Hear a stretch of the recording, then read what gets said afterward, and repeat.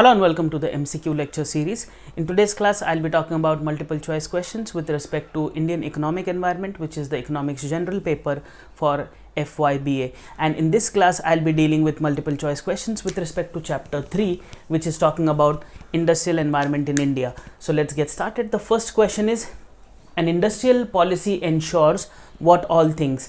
So the first point here, or the first option, is talking about flow of limited resources to desirable areas of investment.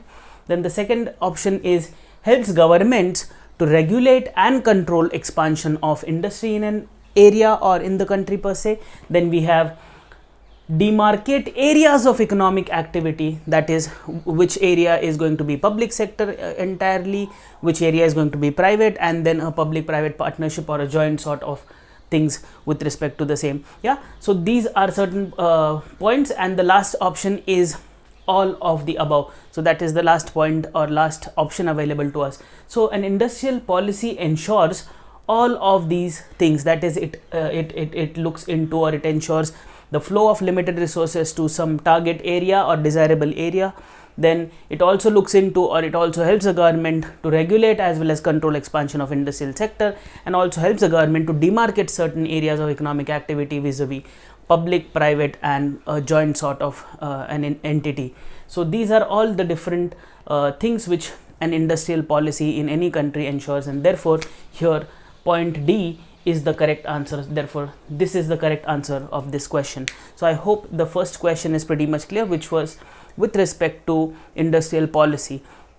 Let us now move to the next question, which is, after independence, India had set up dash main industrial policies, dash the number of main industrial policies post independence, and the options available to us are A, 1 industrial policy, 2 industrial policies, 3 industrial policies, or 4 main industrial policies. So after independence, India set up 4 important industrial policies, and the underlying years are, it was in 1948, thereafter it was in 1956, thereafter we have one in 1977, and a very important one in the year 1991. So therefore the answer here is option D, which is 4, and the years are 1948, 1956, 1977, and 1991. So 4 important industrial policies were formulated in India post independence.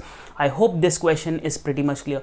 Let us now move to the next question, which is specifically towards this policy, 1948 policy, and the question goes like this: according to the Industrial Policy Resolution of 1948, industries were categorized into dash.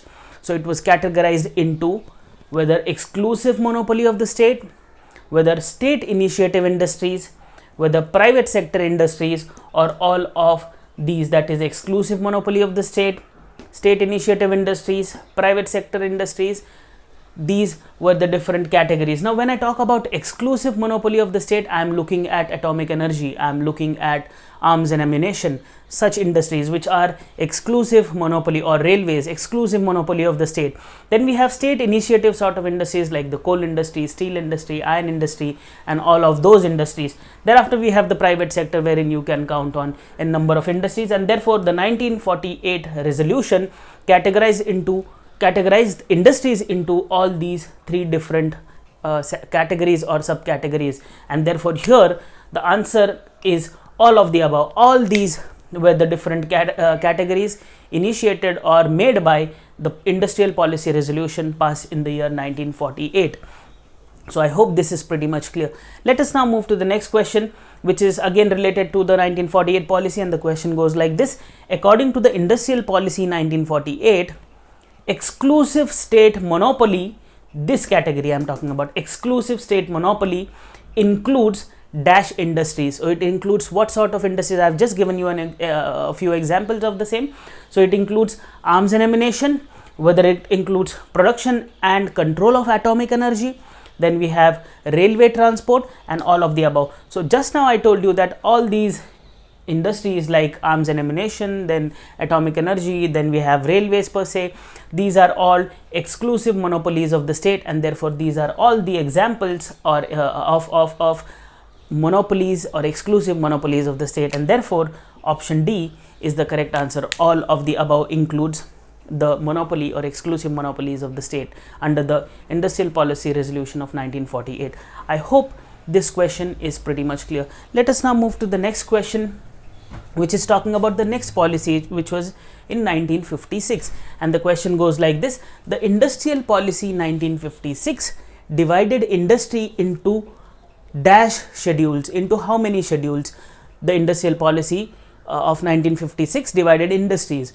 So now the underlying options available to us are schedules A, B and C, schedule X, Y and Z, schedule 1, 2 and 3, and none of the above. So this is a very specific question, and you have to remember or recollect the Industrial Policy Resolution of 1956, and according to that, industries were categorized into 3 different schedules, and these schedules are schedule A, B and C. So yeah, this is the correct option. Option A is the correct answer to this question.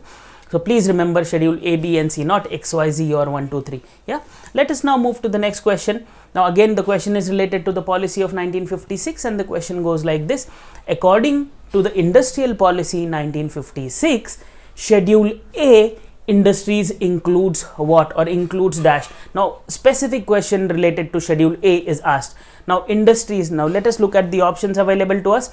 Industries which are exclusive responsibility of the state. Then B have the B option is industries which are exclusive responsibility of private sector. Third is industries which are exclusive responsibility of the foreign sector, and D none of the above. So here specifically the schedule A of the Industrial Policy Resolution of 1956 is primarily and specifically looking at all those industries which are exclusive responsibility of the state.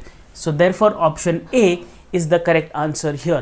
I hope this question is pretty much clear. Let us now move to the next question, which is talking about schedule B, and here the question goes like this: schedule B of the Industry Policy or Industrial Policy 1956 includes or incorporates industries that are dash. A similar sort of question which is related to the next schedule or schedule B per se from the Industrial Policy Resolution of 1956, and the available options to us are: first option is state owned but private enterprise can supplement efforts. So all those industries which are state owned but private entities can supplement some efforts into that. Then we have all those state owned but private enterprise is not allowed to supplement any efforts into that. The third is privately owned enterprise and the private party is allowed to make efforts into the development of the same, and none of the above. So here schedule B industries are all those industries which are owned by the state, but the private players are allowed to supplement some efforts, and therefore option A here is our correct answer. So this is the correct answer. Okay, so this is the answer. Option A is the correct answer, which is state owned but private entities are allowed. In schedule A, we were looking at all those industries which were exclusive responsibility of the state. Here I am looking at state owned. In the schedule B, I am looking at all those industries which are state owned but private enterprise has some sort of responsibility or some sort of access to help them or intervene in them. Yeah, so this is the case. Schedule C is all related to private stuff, that is why I am not going to cover that. Let us look at the last question in this segment, which is talking about Industrial Policy 1977 here, 1977 policy, and the question goes like this: the Industrial Policy 1977 emphasized on dash, and the underlying options are emphasized on adequate marketing arrangements for small industries, inputs for smaller industries, technology for smaller industries, and all of the above. So the 1977 policy specifically looked into small industries and cottage industry, and it primarily looked into marketing arrangements as well as technological support as well as other inputs from larger industries or from the other industries towards the smaller industries, and therefore all of these options are correct with respect to the Industrial Policy of 1977, and hence option D is the correct answer to this question. So I hope the questions are pretty much clear. I'll be making more MCQs with respect to this chapter, which is industrial environment in India. So please stay tuned. Thank you.